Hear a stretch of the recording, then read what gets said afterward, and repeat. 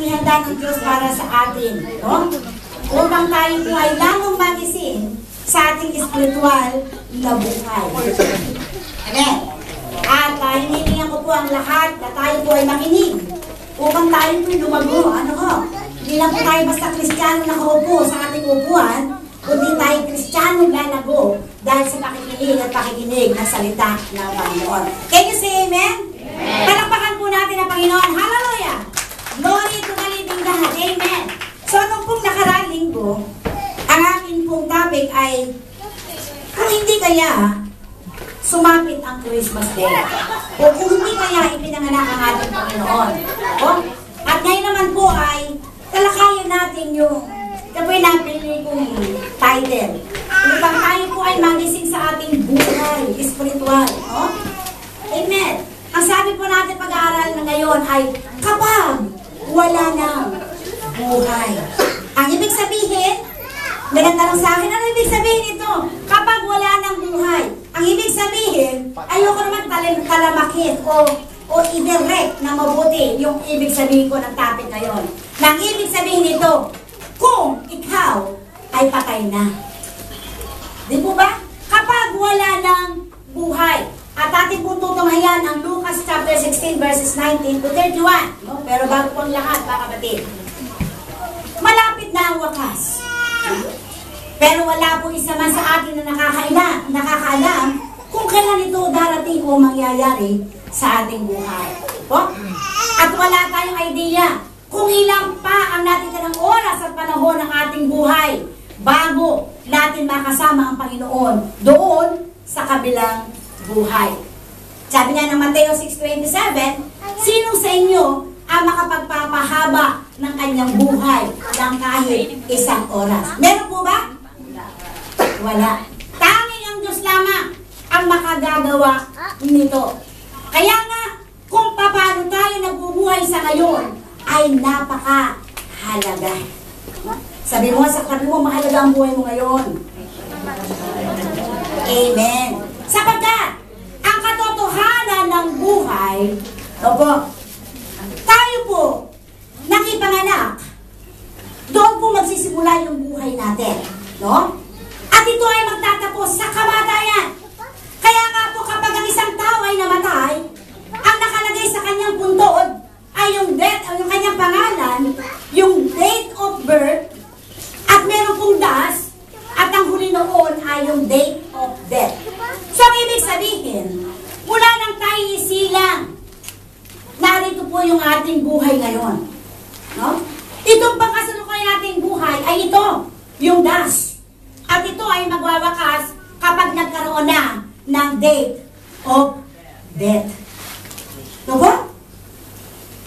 Di mo ba? So, simula nang tayo isilang sa mundong ito, ang buhay natin ay tumatakbo. At ito ay magwawakas lamang kapag tayo ay namatay na. No? Kaya po hindi lamang po mahalaga na pag-usapan natin o alamin ang tungkol sa Biblia, no? Tungkol sa sinasabi sa impyerno o langit o impyerno. Bakit? Sapagkat gayon din dapat nating malaman ang tungkol sa buhay. Kung paano natin ito gagamitin habang tayo ay nandito pa sa lupa. No? Kaya, napakahalaga na malaman natin sapagkat pagkatapos ng buhay, wala kang madadala kahit ano. Amen? Can you say amen? Sabihin mo nga sa katabi mo, wala kang madadala kapag namatay ka. Wala kang madadala. Baka sabihin mo, nandun ka sa kabaong. Asawa ko, yung malas mo, ilagay mo. No, amen? Hindi mo na masasabi yun. Diba? Nanay, tatay, yung aking naipo sa bangko, widulhin mo. Ilagay mo sa kabaong ko. Eh baka, patay ka na. Hinuhukay ka pa. Amen? Kaya anong dapat natin gawin? Magpamahagi ka. Magpamahagi ka.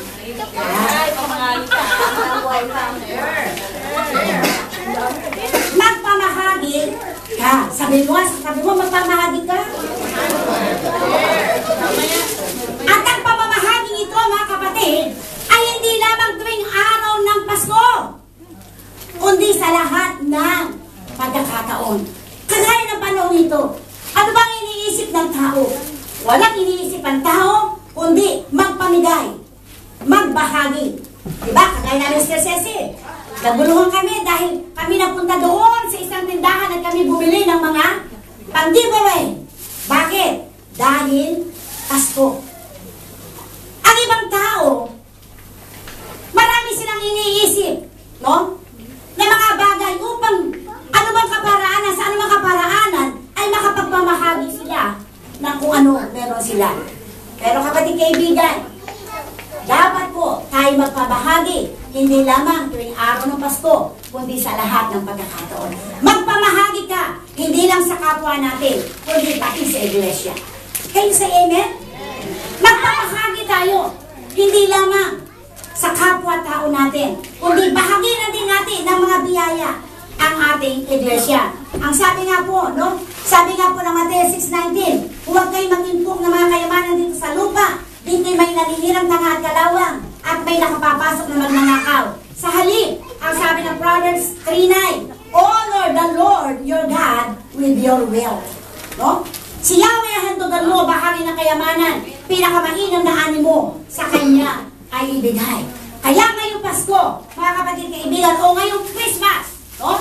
Ibahagi natin kung ano tayo meron, hindi lamang sa kapwa natin, kundi pati sa iglesia na ating kinabibilangan. Ang sabi nga ng Proverbs 11:4, maliwanag, walang halaga ang yaman sa araw ng kamatayan.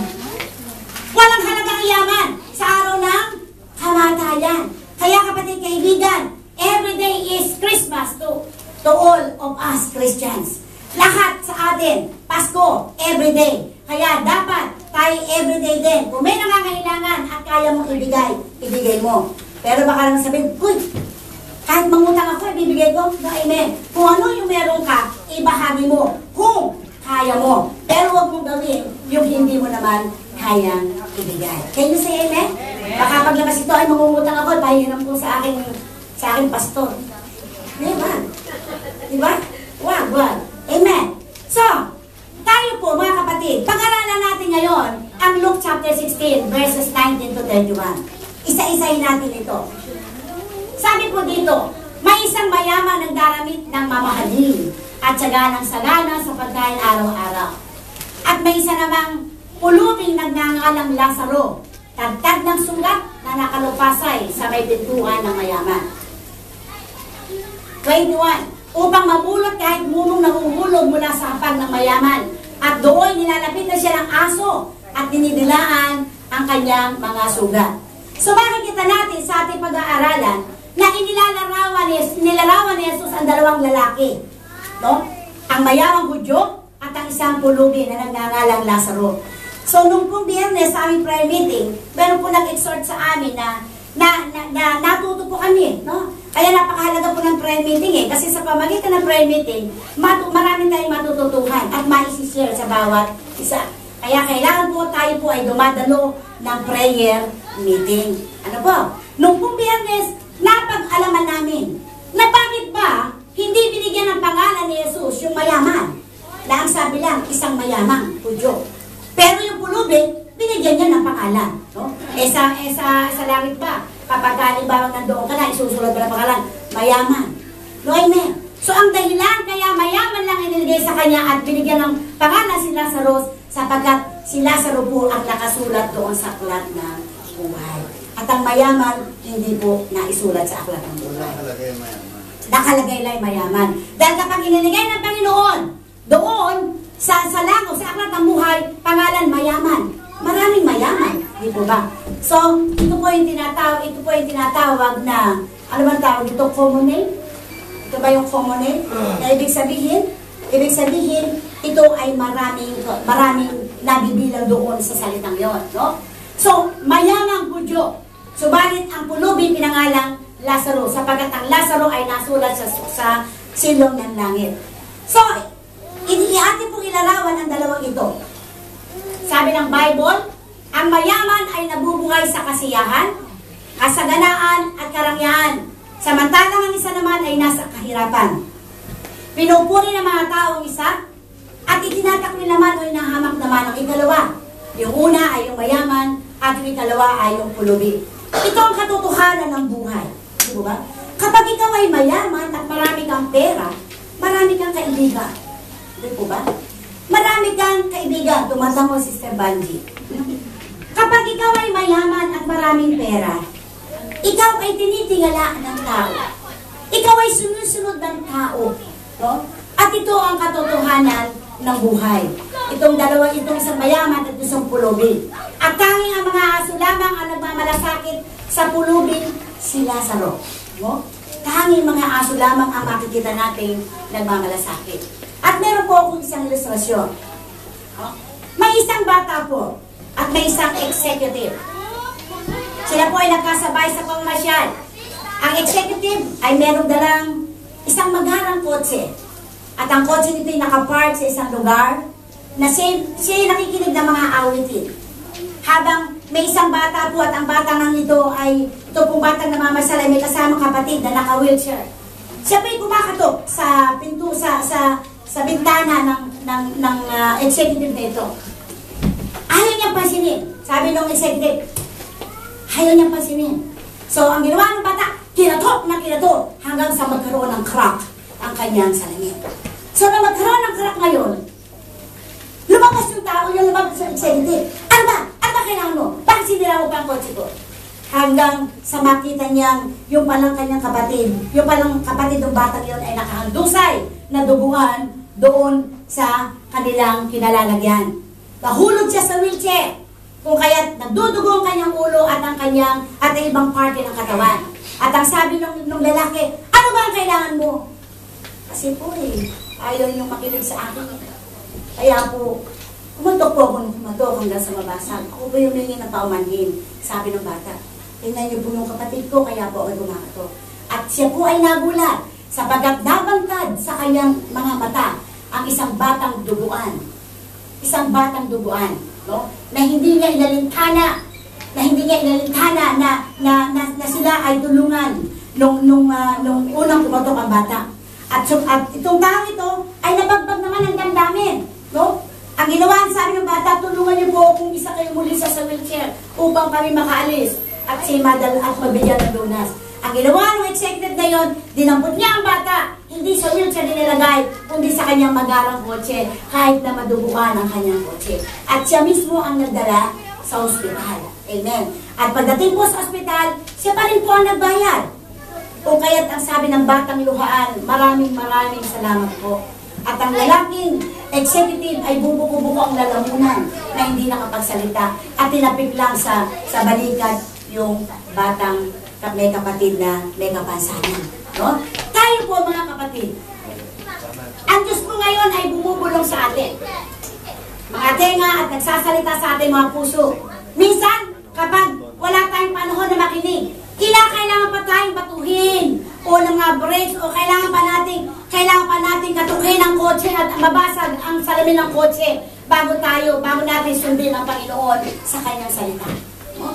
Minsan, kailangan pang may mangyari sa atin na di mabuti bago natin ma-realize na, Panginoon, nagkulang na ako. Di ba? Kadalasan nangyayari sa buhay natin. Bago natin sundin ang Panginoon, bago ipatas ang puso sa Diyos, kailangan pang may mangyaring mga bagay na di mabuti sa ating buhay. Atin ang pamimili, mga kapatid. Makikinig ba tayo? O hindi sa sinasabi ng Diyos na ating gawin para sa kanyang kaluwalhatian. Nasa atin po ang pamimili. No? Nasa atin po ang pamimili. Makikinig ba tayo o hindi sa sinasabi ng Diyos na ating gawin para sa kanyang kaluwalhatian? Sabi mo sa katabi mo, makikinig ka ba o hindi?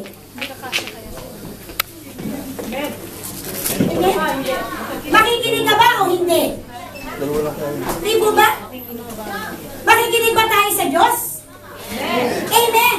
Sapagkat huwag na nating hintayin na may mangyari pa sa ating buhay na di mabuti bago tayo sumunod sa ating Panginoon. Bagkus ngayon na ang panahon na sundin natin ang salita ng Panginoon upang tayo patuloy na mapagpala ng ating Diyos. Isa pang bagay, ang sabi ng Bible, pagkatapos ng buhay, wala ka ng pagkakataon magagawa sa iyo ng Diyos.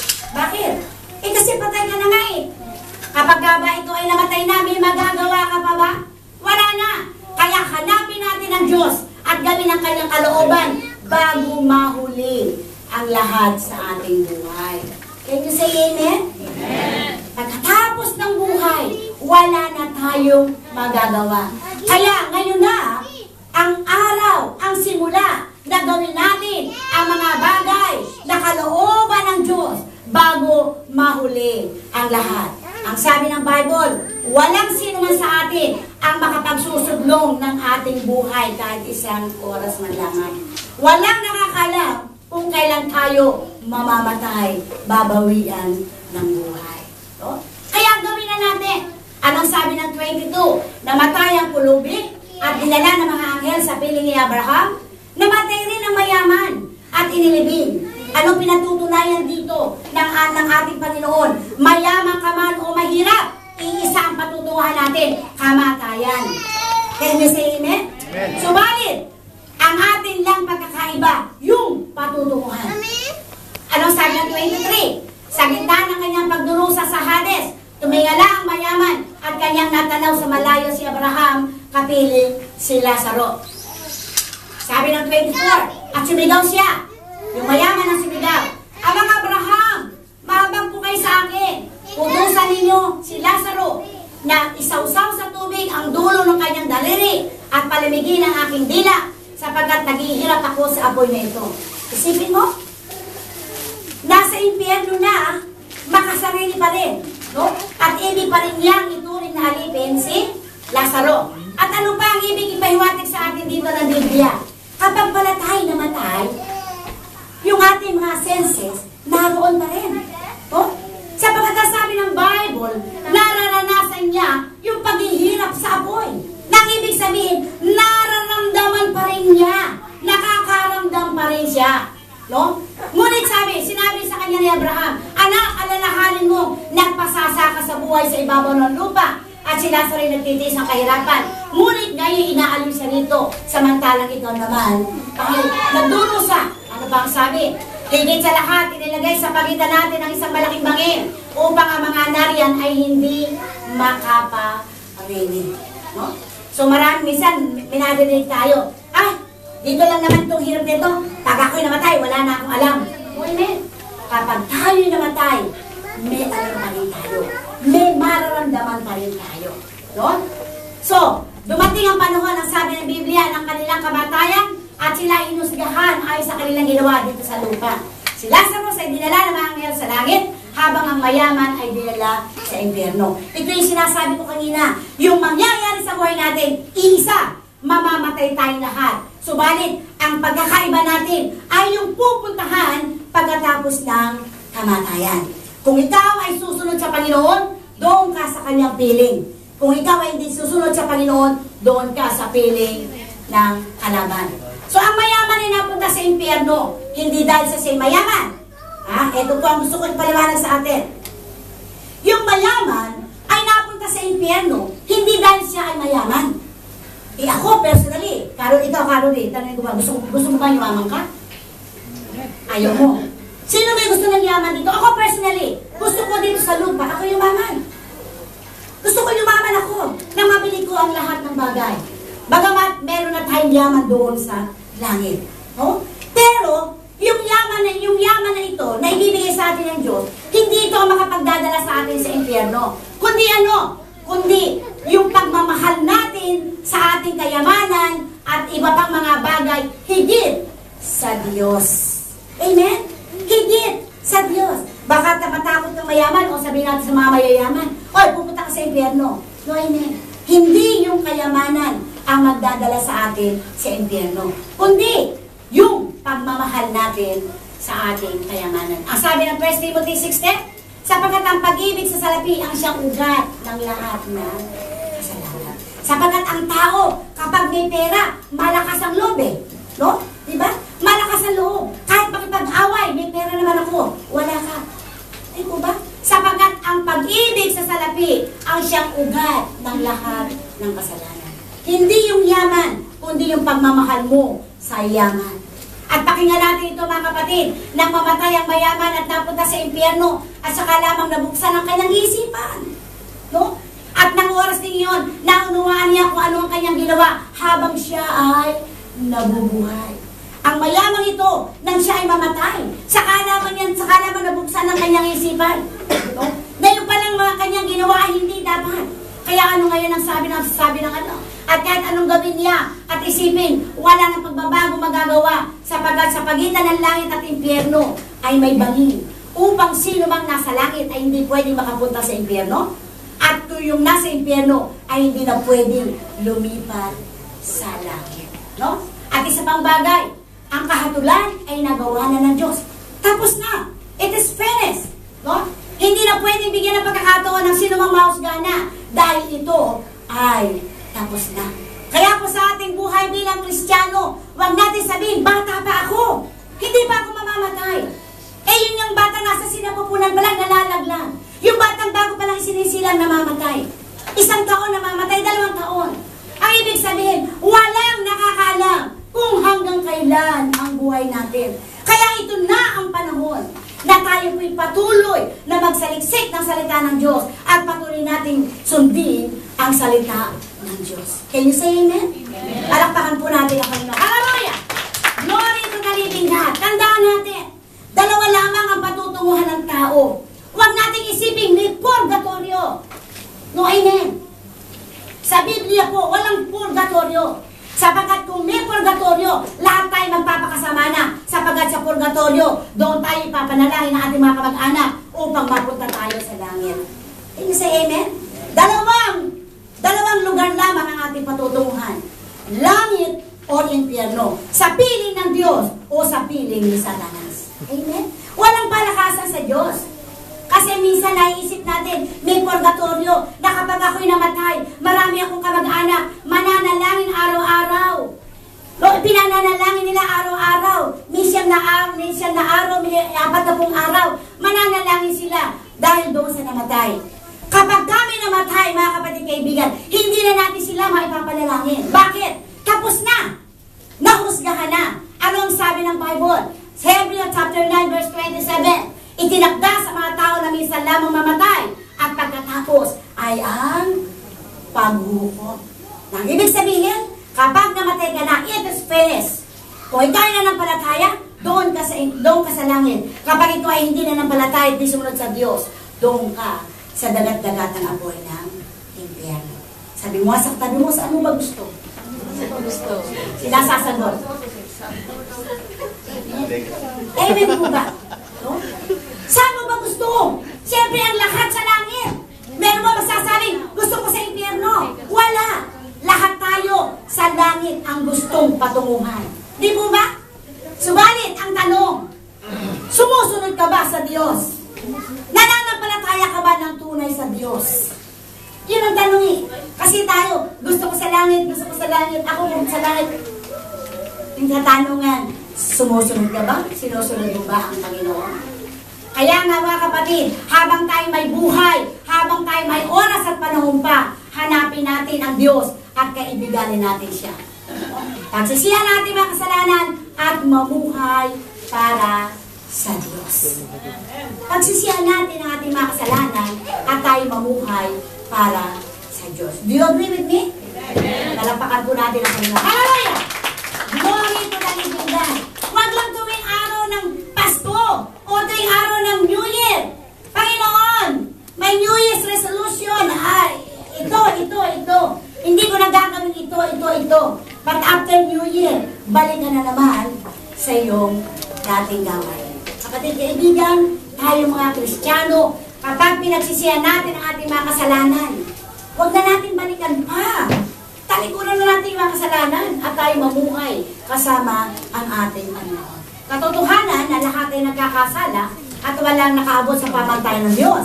Subalit narito ang Panginoon sa buhay natin araw-araw upang anuman ang kasalanan natin nagawa't pagkukulang, pagsisihan natin ito at tapat at banal ng Diyos na lagi tayo natatawarin. Huwag kang mamuhay sa kasalanan.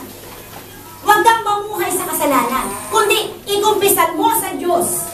Hindi sa tao, ha? Huwag kang umumpisan sa tao kasi maaaring i-chismis ka pa ng taong pinukumpisalan mo. Sa Diyos ka direktang mangumpisan. Ipahayag mo yung kasalanan mo sa Diyos. At laging ang Diyos ay tapat na ikaw ay patatawarin. Ang sabi ng 1 John 1:9. At dahil pagkatapos ng kamatayan, wala na tayong pagkakataon na makapagsisi. No? At ang lahat ay tapos na. Ang lahat ay nahusgahan na ng Diyos. Can you say amen? Amen. Kaya tayo po sa ating buhay spiritual, lagi nating sikapin at lagi nating tiyakin na tayo po'y sumusunod sa kalooban ng ating Panginoon. Pero ako po'y naniniwala na wala sa Sharon nitong ano. Lahat po na siya Sharon pupunta sa langit. Can you say amen? Amen. Sabi niyo ba? Amen. Amen. Sapagkat lahat tayo ay sumusunod sa Panginoon. Kaya lagi natin tatandaan, kapag wala na tayong buhay, wala tayong madadala kahit ano. At wala nang pagkakataon na magawa ang mga bagay na gusto natin gawin para sa Panginoon.